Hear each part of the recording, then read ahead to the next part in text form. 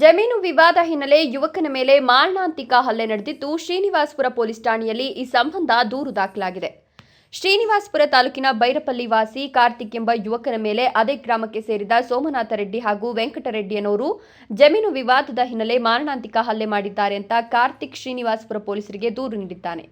ಬೈರಪಲ್ಲಿ ಗ್ರಾಮದಲ್ಲಿ ಕಾರ್ತಿಕ್ ತಂದೆಯ ಹೆಸರಿನಲ್ಲಿ ಆರಿಕುಂಟೆ ಗ್ರಾಮ ಪಂಚಾಯಿತಿಯಲ್ಲಿ ಖಾತೆ ಮಾಡಿಸಿಕೊಂಡಿದ್ದು ಅನುಭವದಲ್ಲಿ ಇವರೇ ಇರೋದ್ರಿಂದ ಕಲ್ಲು ಕೂಚ ಹಾಕಲು ಇಂದು ಕಾರ್ತಿಕ್ ಮುಂದಾಗಿದ್ದಾನೆ. ಈ ವೇಳೆ ಅದೇ ಜಮೀನಿಗೆ ನಕಲಿ ಮಾಡಿಸಿಕೊಂಡಿರುವ ಸೋಮನಾಥ ರೆಡ್ಡಿ ಹಾಗೂ ವೆಂಕಟರೆಡ್ಡಿ ಏಕಾಏಕಿ ಕಾರ್ತಿಕ್ ಮೇಲೆ ಮಾರಣಾಂತಿಕ ಹಲ್ಲೆ ಮಾಡಿ ಜಾತಿ ನಿಂದನೆ ಮಾಡಿದ್ದಾರೆಂದು ಕಾರ್ತಿಕ್ ಆರೋಪಿಸಿ ದೂರು ನೀಡಿದ್ದಾನೆ.